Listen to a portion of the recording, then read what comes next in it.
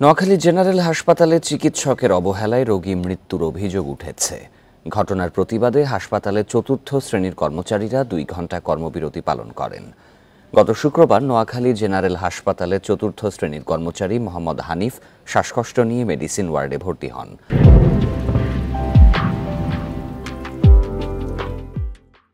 সে সময় থেকে কোনো চিকিৎসক তাকে দেখেননি। আজ সকালে ইন্টার্ন চিকিৎসকরা তাকে ঢাকায় নিয়ে যাবার পরামর্শ দেন, কিন্তু ঢাকায় নেয়ার আগেই সকাল 9টার দিকে হাসপাতালে মারা যান হানিফ। প্রতিবাদে তত্ত্বাবধায়কের কক্ষের সামনে অবস্থান নেন তার সহকর্মীরা। সুষ্ঠু তদন্তের মাধ্যমে দায়ীদের বিরুদ্ধে ব্যবস্থা নেওয়ার আশ্বাস দিলে কাজে ফিরে যান তারা। এই ঘটনায় 3 সদস্যের তদন্ত কমিটি গঠন করা হয়েছে। হাসপাতাল আনার পরে ইমার্জেন্সিতে আমাদের যে ডাক্তারের ডিউটি ছিল, ওই ডাক্তার ওই সময় ওনাকে পাওয়া যায়নি। তো আমরা এই বিষয়টা, উনি ওই সময় কোনো ব্যক্তিগত বা কোনো কী কাজে উনি বা বাইরে ছিল, এই ব্যাপারে আমরা একটা তদন্ত কমিটি করেছি। আমরা তদন্ত কমিটি করে দেখব কোনো ডাক্তারের কোনো গাফিলতি ছিল কিনা।